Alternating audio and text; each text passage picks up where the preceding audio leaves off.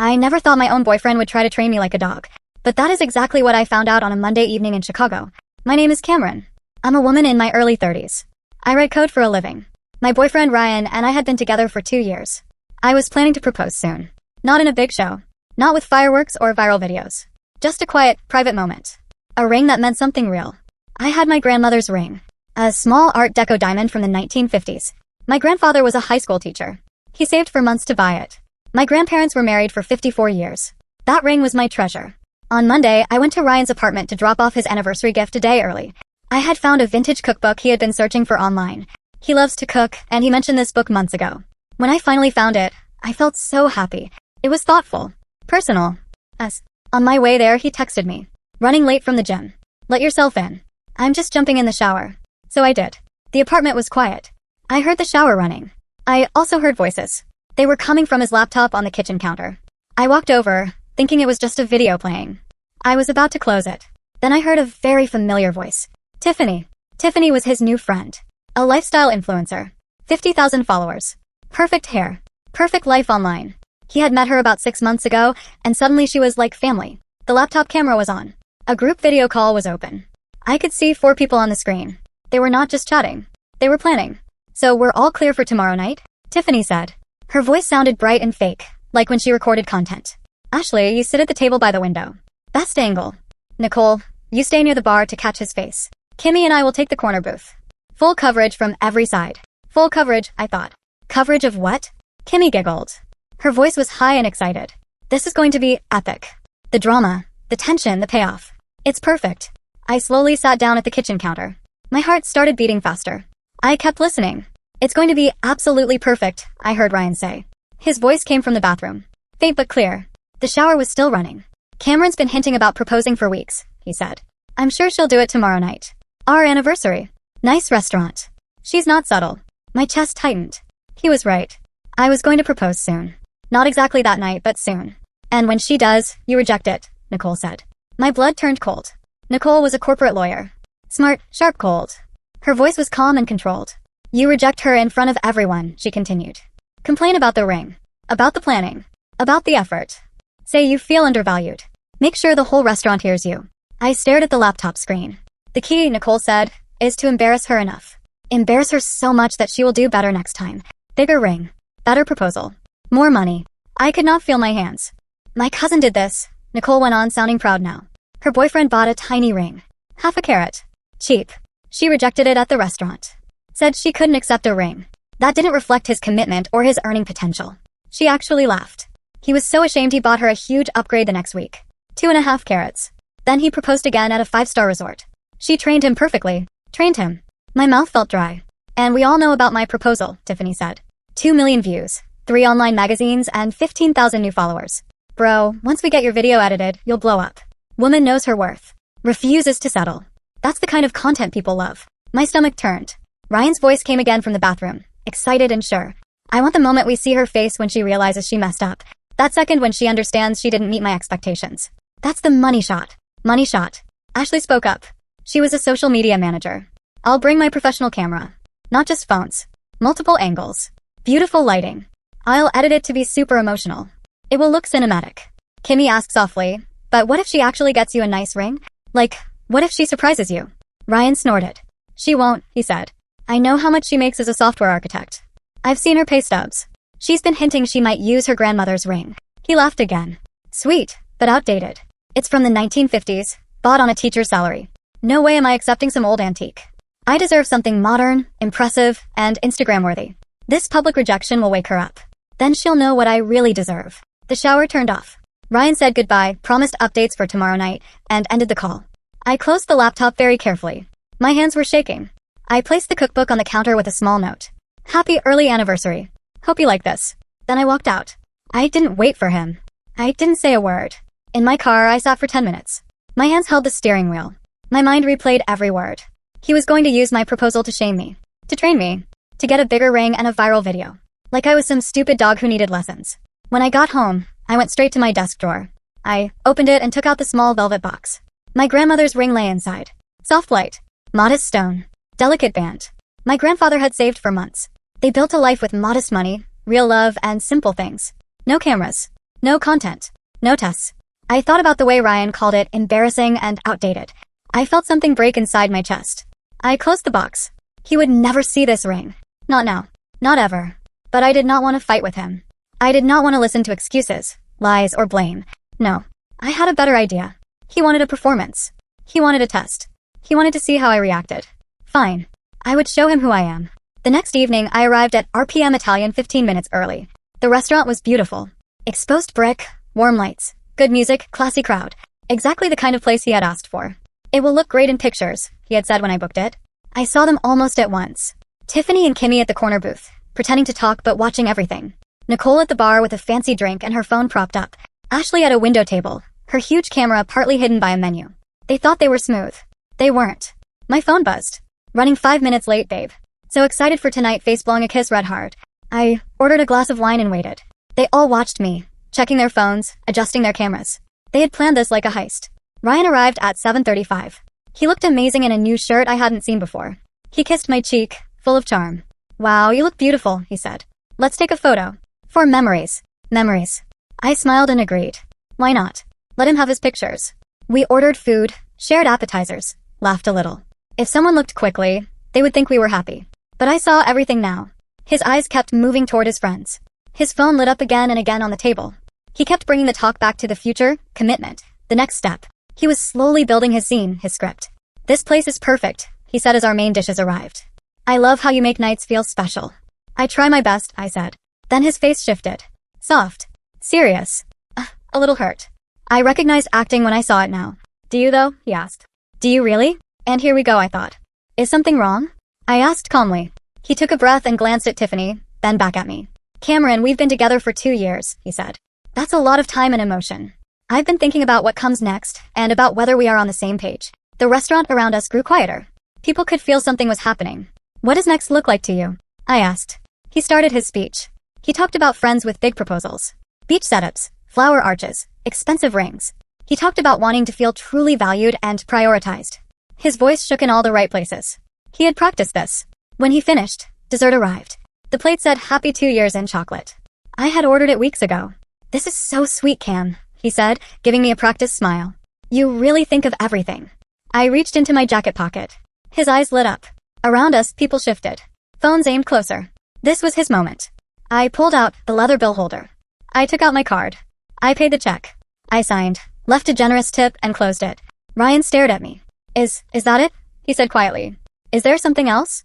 I asked, my face innocent. He leaned closer. His voice was low, but still loud enough for others to hear. Cameron, we've been together for 2 years, he said. It's normal to expect certain milestones. What kind of milestones? I asked. An engagement. A proposal. A ring, he said. The next step forward. You want to get engaged? I asked. Well, yes. Don't you? He said, sounding offended. I thought proposals happened when both people feel ready, I said. Not because of some schedule or pressure. He started to lose control of the script.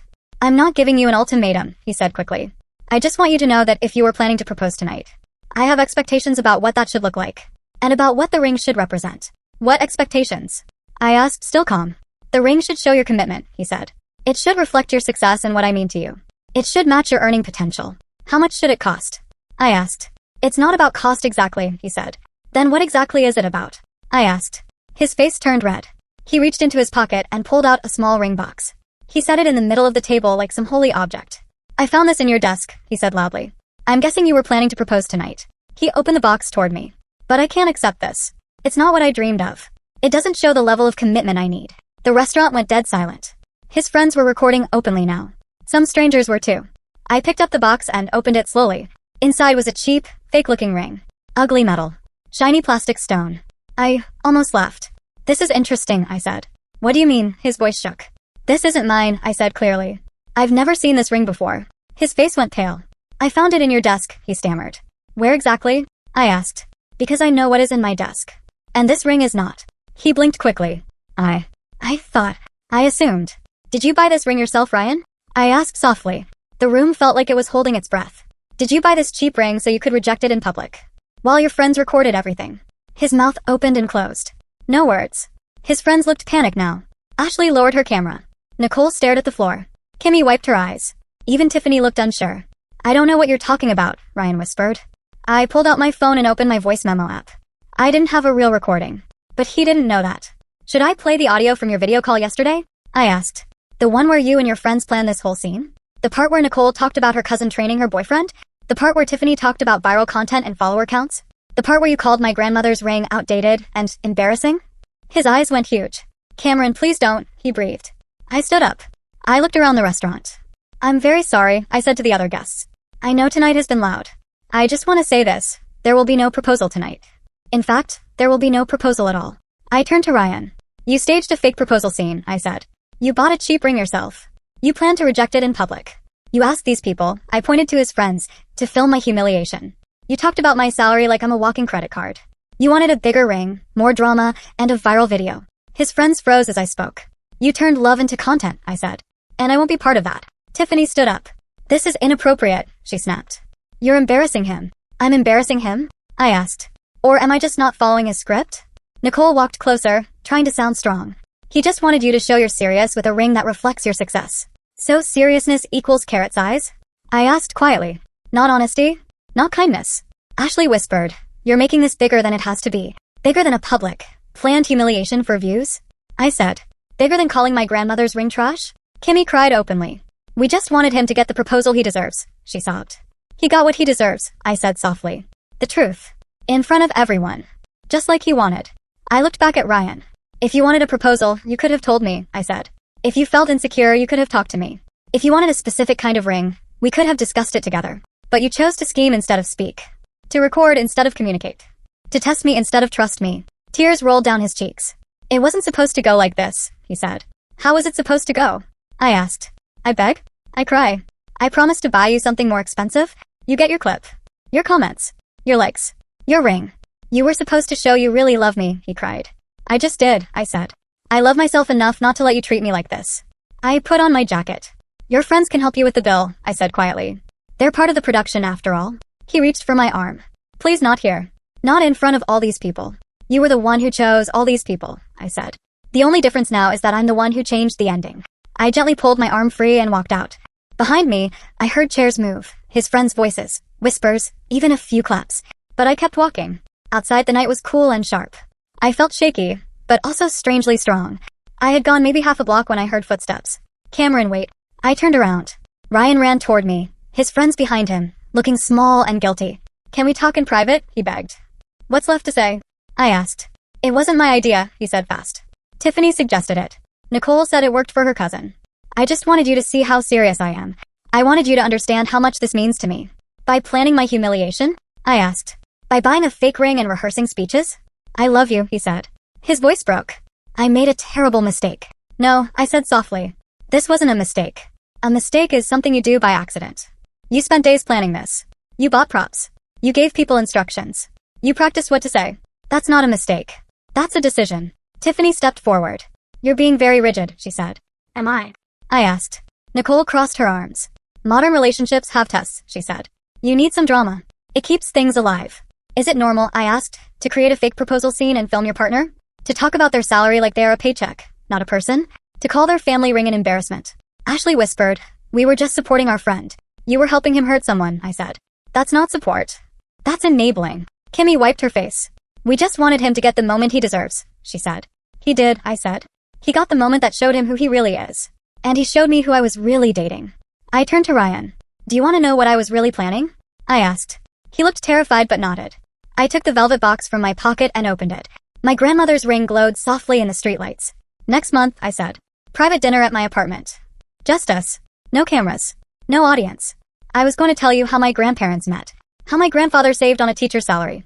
How they built a life on trust and respect. I was going to ask you to be my partner. Not my actor. Not my director. My partner. His eyes filled with tears. He reached for the box. I closed it and put it back in my pocket. But I can't give this ring to someone who cares more about carrots than character, I said. I can't build a life with someone who chooses TikTok over trust. So we're over, he whispered. You ended us the moment you bought that fake ring, I said. You ended us when you decided my love was something to test, not to honor. I turned and walked away. This time, I did not look back. The next morning, my phone was crazy. Dozens of texts. Missed calls. Notifications. His messages moved from begging, to blaming, to guilt. I'm so sorry, please call me. I can't believe you're ignoring me. My friends are toxic. I cut them off. This is all their idea. You're cruel for not giving me another chance. Don't throw us away over one night. I blocked his number and deleted everything. By afternoon, the videos were online. Tiffany tried to post her own edit with a dramatic caption. Woman punished for having standards. But someone else had recorded the whole thing. With sound. They posted the full video. That one exploded. People saw everything. The fake ring. His speech. My answer. The comments were brutal for him and his friends. I turned my phone off and let the world scream without me. In the next weeks, I heard some things. Tiffany lost followers and brand deals. Ashley was fired.